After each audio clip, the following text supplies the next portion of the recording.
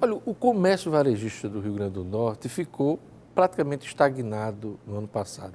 Datas como a Black Friday, o próprio Natal, foram aquém das expectativas, não só dos comerciantes, mas também de quem acompanha os números, como é o caso do IBGE.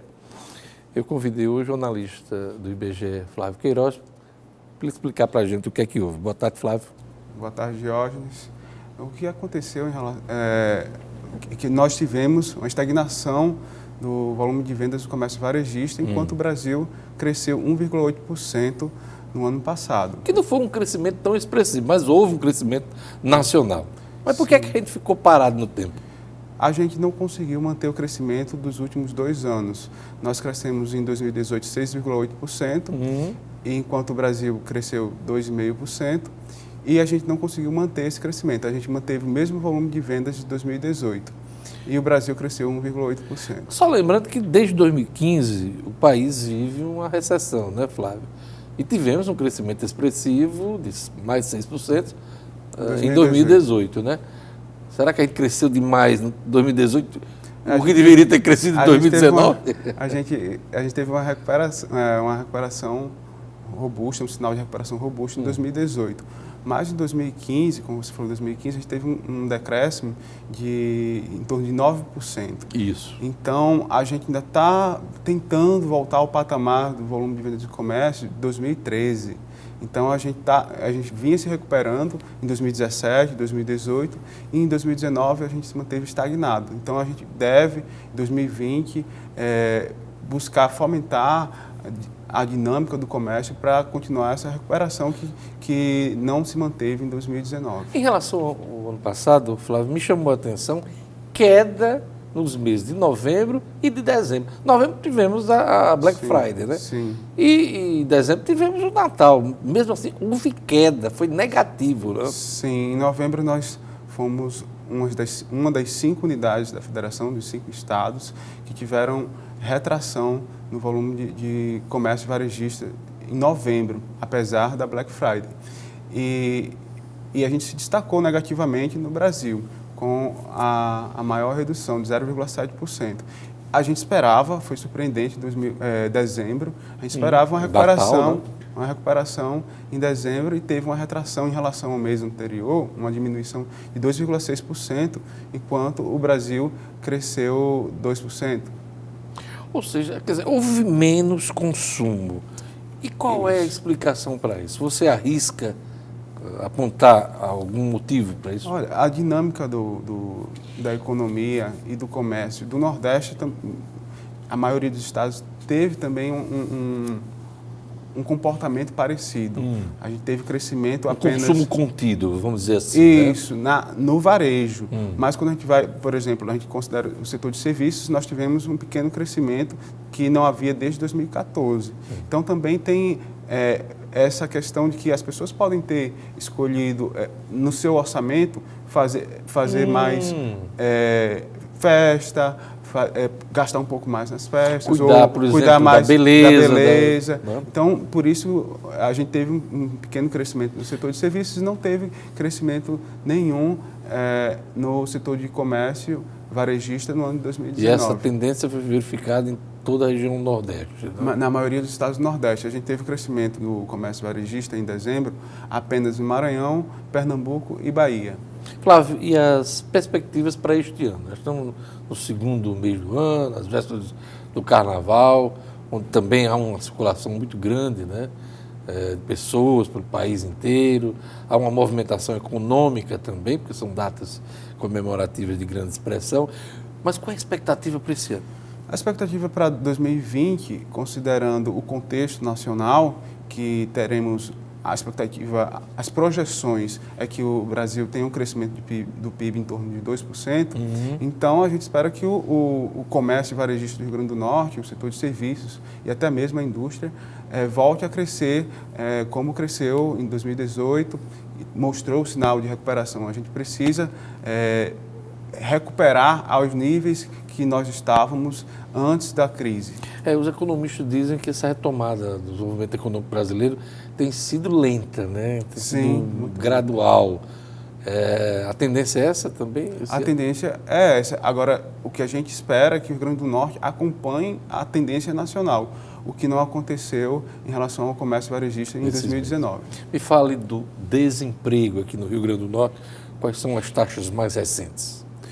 Nós fechamos o ano de 2019 em 12,6% de taxa de desocupação. Rio Grande do Norte e o Brasil? Rio Grande do Norte. O Brasil, 11%. E o Nordeste... Então, o desemprego está mais alto aqui. Está mais alto no Rio Grande do Norte em relação ao país, a média nacional. Mas nós temos uma média abaixo do nível do Nordeste, que ficou em 13,6%. Essa é uma característica nossa do Rio Grande do Norte, ter uma média um pouco acima da média nacional, mas abaixo da média do Nordeste. O que a gente deve buscar é ter uma média parecida com a do Brasil ou abaixo da média nacional, considerando os nossos potenciais. Qual é o déficit de vagas? Você tem esse número aqui no Rio Grande do Norte? Aqui no Rio Grande do Norte, a gente tem uma característica que a informalidade é muito alta. São de 1.322.000 pessoas trabalhando, a gente tinha 635.000 pessoas na informalidade no último trimestre do ano passado. O que você fala em informalidade? Só para o nosso telespectador acompanhar. 48% dos trabalhadores estão na condição de conta própria, sem CNPJ, empregado sem carteira assinada, certo, ou empregador sem carteira assinada. Quem é o empregador? É aquela pessoa que tem um comércio, tem duas pessoas ajudando, mas nem ela contribui com impostos, com o CNPJ, nem os empregados são registrados com carteira assinada. Para não ter mais aquela despesa, Isso, né? Por exemplo, a pessoa que abriu um espetinho e dois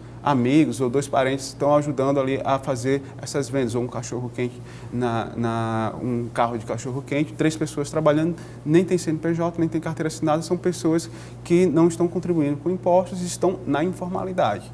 Para o IBGE, são principalmente esses 3 grupos: empregado sem carteira assinada, empregador sem CNPJ e conta própria sem CNPJ, que forma a maior parte dos trabalhadores na informalidade. E fale dos desalentados. Os desalentados são as pessoas que insistiram, buscaram emprego, mas desistiram de trabalhar por algum motivo. Esse contingente é crescente hoje. Esse contingente, cresceu um pouco no Rio Grande do Norte, mas no Brasil ele teve uma pequena redução. Uma pequena baixa, né? Isso porque as pessoas, principalmente no final do ano, voltam a buscar emprego.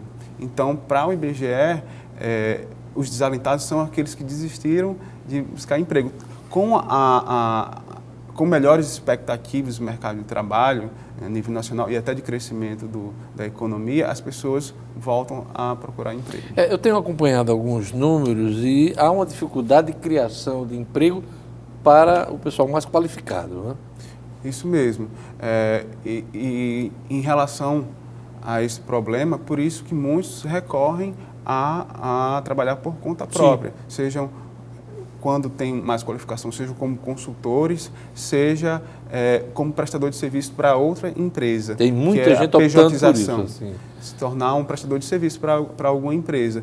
E aqui no Rio Grande do Norte, interessante que chegou a um nível recorde na região metropolitana de Natal, que conforma ali a metade dos trabalhadores por conta própria. E um problema muito peculiar é que 82% dos trabalhadores por conta própria não têm CNPJ. Então, com isso, a gente tem situações de que a perspectiva de aposentadoria é quase nenhuma, porque a pessoa passa 3, 4, 5 anos sem contribuir com nenhum imposto. E também tem a questão do seguro-desemprego, auxílio-doença. Então, a pessoa fica totalmente desassistida. Então, 18% aqui no Rio Grande do Norte é um nível baixo em relação à média do país, que é em torno de 25% das pessoas por conta própria que têm CNPJ. Flávio Queiroz, analista do IBGE, falar do censo, né? A cada 10 anos o país passa por um censo, vamos ter esse ano. Qual é o formato desse ano? Eu soube que houve um enxugamento. Sim, houve uma diminuição no questionário, até por uma questão de adequação do contexto. Nós tínhamos perguntas que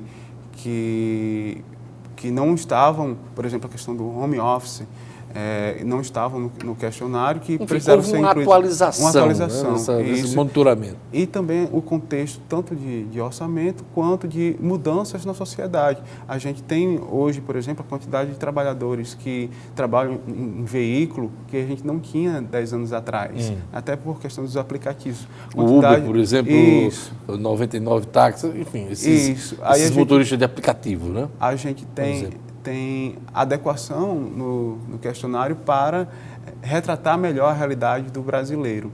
E também o crescimento de pessoas que trabalham nas suas casas, pessoas por conta própria, como já destacamos. Se eu não me engano, o último questionário do censo teve mais de 100 perguntas e ele vai ficar enxuto em 70, em torno de 70 perguntas, né? Mas é importante destacar para nosso telespectador que esse questionário de 70 perguntas é do questionário da amostra. O questionário, em geral, ele tem 23 perguntas. Então, ele é mais enxuto ainda. Isso, né? ele é muito rápido o preenchimento do questionário. Algumas pessoas que selecionadas para o questionário da amostra que responderão aproximadamente 70 questões. É mais demorado isso aí. Qual é a média aí de... É mais demorado, mas vale a pena. Assim, em torno de 12% dos questionários são questionários da amostra. Mas vale a pena porque a gente capta informações como religião, nível de instrução, se a pessoa tem mestrado, tem doutorado, perguntas que a gente não faz para quem responde o questionário universal, que é a maioria da população. Me diga uma coisa, cadastramento de quem vai participar dessa pesquisa do Censo 2020? A partir do dia...